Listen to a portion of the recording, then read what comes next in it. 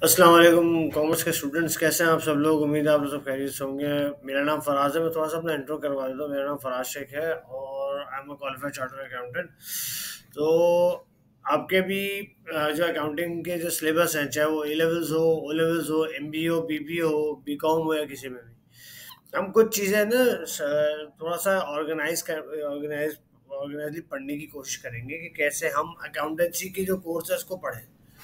मैंने O levels का A levels का कोर्स देखा, उसमें वही मेजर जो है कि फाइनेंशियल स्टेटमेंट्स कैसे बनते हैं कंपनी के, जो कि IS 1 है हमारे पास, फिर इन्वेंट्री IS 2 है। उसके बाद कैश फ्लो स्टेटमेंट के स्टेटमेंट ऑफ कैश फ्लो क्या होता है, इसके बारे में बात है। फिक्स एसेट्स के बारे में बात है, प्रोविजंस कैसे किया जाता है, ये सारी चीज़ें ना ऑर्गेनाइज करके हम पढ़ने की कोशिश करेंगे। सबसे पहली बात तो आज के लेक्चर में मैं ये बताना चाहूँगा कि फाइनेंशियल स्टेटमेंट्स बनाते किसके लिए। सबसे पहली बात तो ये, अब आपको यही नहीं पता फाइनेंशियल स्टेटमेंट बनाते कैसे, तो बहुत अजीब सी बात हो जाएगी क्योंकि आप अकाउंटिंग के स्टूडेंट हैं। मैं सबसे पहले बताता हूँ कि फाइनेंशियल स्टेटमेंट को पहुंचने से पहले आपको किन किन स्टेप्स से जाना पड़ता है। सबसे पहले देखो बनती है जर्नल एंट्रीज। ये याद रखिएगा, इसका इसका दूसरा नाम होता है एडजस्टिंग एंट्रीज। सही है दोस्तों, पहली चीज। दूसरे बात बनते हैं उनके लेजर्स बनते हैं, जो अक्सर सबके सिलेबस में, चाहे वो बी कॉम हो, ओ लेवल्स हो, किसी के भी लेजर्स बनता है। लेजर्स के बाद अगर 4-5 लेजर्स का एक ही हेड है तो उसका कंट्रोल अकाउंट बनता है। ठीक है। कंट्रोल अकाउंट के बाद जाता है ट्रायल बैलेंस में, यानी कि ट्रायल बैलेंस एक ऐसी चीज है जो कि आपको सब चीजें प्रोवाइड करती है। ट्रायल बैलेंस एक तरह से सारे लेजर्स की समरी है। सही ना, उनके सबके क्लोजिंग बैलेंसेस है। उसके बाद आप फाइनेंशियल स्टेटमेंट्स बनाते हैं। ठीक है दोस्तों। फाइनेंशियल स्टेटमेंट्स जो बनते हैं ना दोस्तों, वो एक्सटर्नल यूजर के लिए बनते हैं। लिख लें, आपके पास क्विज में आपके पास पूछ पूछ सकते हो कि आप फाइनेंशियल स्टेटमेंट्स इसलिए बनाते हैं कि आप बताते हैं कि हमारे जो क्या फाइनेंशियल स्टेटमेंट्स जो है यूजर को, जो एक्सटर्नल यूजर्स कौन कौन से हो सकते हैं। गवर्नमेंट भी हो सकती है, आपके कस्टमर्स भी हो सकते हैं, सप्लायर भी हो सकते हैं, एनीवन, पब्लिक एट जर्नल, कोई भी स्टेक होल्डर, इन्वेस्टर भी हो सकता है। तो फाइनेंशियल स्टेटमेंट बताते हैं कि भाई आपके पास जब से कंपनी बनी है, बैलेंस शीट बताती है, statement of balance financial position बताते हैं कि जब से कंपनी बनी है उस वक्त से लेके आज तक आपके पास इतने एसेट्स हैं, इतने लाइबिलिटीज हैं और इतना कैपिटल है आपके पास। प्रॉफिट एंड लॉस अकाउंट बनता है फॉर द ईयर एंडेड, जो कि 1 साल का होता है। उसमें बताया जाता है कि भाई आपने इस साल पे इतना कंपनी ने अर्न किया। कंपनी और इंडिविजुअल्स को अलग रखिएगा दोस्तों। ठीक है, एक ही बात जो है। तीसरा आता है चेंजेस इन इक्विटी आता है। Changes in equity, other comprehensive income भी आता है। अदर कॉम्प्रिहेंसिव इनकम मैं अभी डिस्कस नहीं करना चाह रहा।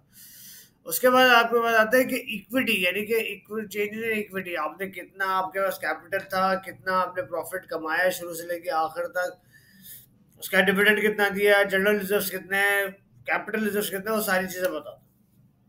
फिर आता है सबसे इंपॉर्टेंट, जो सब लोगों को बहुत पसंद होता है कंपनी में, स्टेटमेंट ऑफ कैश फ्लो।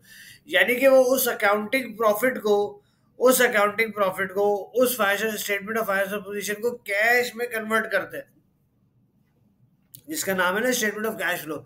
उसका मकसद ही, उसका ऑब्जेक्टिव ये होता है कि आपके पास जितने एसेट्स हैं, आपके पास जितने एसेट्स और जितना प्रॉफिट आपने कमाया, उसको मैं तब्दील कर रहा हूँ, किसके अंदर तब्दील कर रहा हूँ, मैं तब्दील कर रहा हूँ कैश फ्लो में, कि आपने इस प्रॉफिट से कमाया कितना है।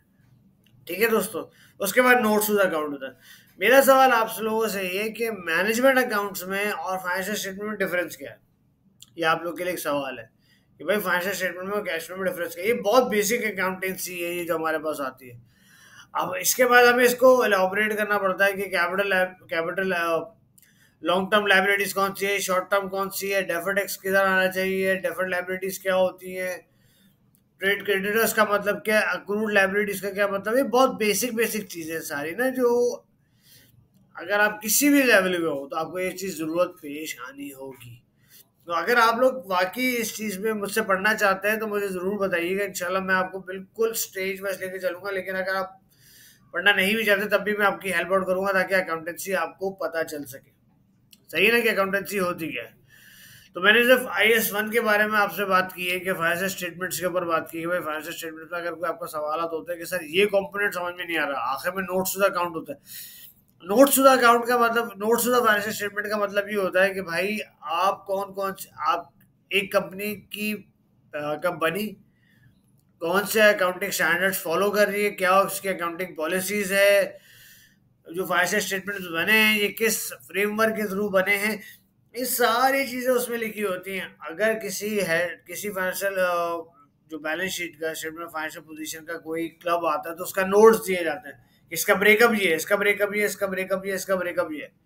तो नोट्स तो बताए जाते हैं ताकि उस फाइनेंशियल स्टेटमेंट्स की पिक्चर खुल के सामने आ जाए कि कितने हेड्स में ये हेड्स बने हैं। ठीक है दोस्तों, तो इसमें अगर आप देखे जाए तो ज़्यादातर क्या होता है, आपको डेली रूटीन की जो ट्रांजेक्शन होती है, जस्ट एडजस्टिंग एंट्रीज अगर अगर आपको आती है ना, तो आप कोई भी सिचुएशन को डील कर सकते हैं, मैं आपको बता रहा हूँ। बट थिंग इज दैट कि आपको एडजस्टिंग एंट्रीज आनी चाहिए और प्रॉपर अकाउंटिंग ट्रीटमेंट आनी चाहिए, और हर स्टैंडर्ड का कोई ना कोई ऑब्जेक्टिव है दोस्तों। वो इंशाल्लाह मैं ऑब्जेक्टिव नेक्स्ट वीडियो में आपसे बात करूंगा कि भाई हम एक एक करके स्टैंडर्ड्स पढ़ेंगे इंशाल्लाह, तो आपको पता लग जाएगा कि आप किस तरीके से अकाउंटेंसी चलती है। और ये लेकिन आप मेरे को इस सवाल का जवाब भी देंगे कि मैनेजमेंट अकाउंट्स में और फाइनेंशियल स्टेटमेंट में डिफरेंस क्या है। सही दोस्तों, अपना बहुत ज़्यादा ख्याल रखिएगा। अगर आपको मुझसे पढ़ना है तो मुझे बताइएगा, मैं इंशाल्लाह आपको लेकर जरूर चलूँगा। Thank you so much. अस्सलाम वालेकुम।